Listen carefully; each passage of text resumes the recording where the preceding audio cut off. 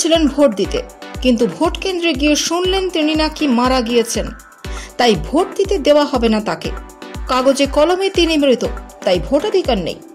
চোখে জল নিয়ে ভোট কেন্দ্র থেকে ফিরে এলেন বাসন্তী দাস নামে ওই বৃদ্ধা। এদিন ভোটের সকালে এই ঘটনা ঘটেছে ধূপগুড়ি পুরসভার 7 নম্বর ওয়ার্ডে ধূপগুড়ির বৈরাতিগুড়ি হাই স্কুলে ভোট কেন্দ্র বাসন্তী দেবীদের। এদিন সকাল 7:30 নাগাদ 15/186 নম্বর বুথে ভোট দিতে গিয়েছিলেন। ভোটের ডিউটিতে থাকা প্রিসাইডিং অফিসার জানান তার কিছু করার নেই, ভোটার তালিকায় ডিলিট রয়েছে, তাই ভোট দিতে পারবেন না তিনি, তাই ফিরিয়ে দেওয়া হয়েছে ওই বৃদ্ধাকে।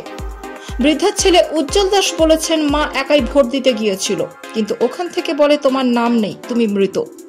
মা বাইরে এসে আমাদের জানায়, ফের কথা বললে জানায় নামের জায়গায় মৃত লেখা রয়েছে, আমরা পরে বুঝে নেব।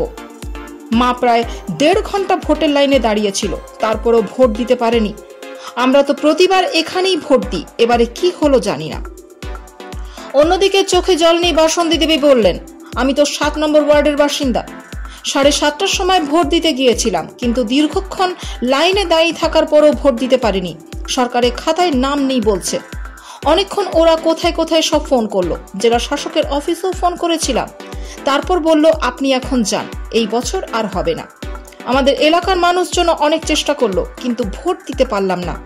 খুবই খারাপ লাগছে, মনে হচ্ছে আমি মরে গিয়েছি। আমি তো প্রতিবারই ভোট দিই, কিন্তু এবার পারলাম না।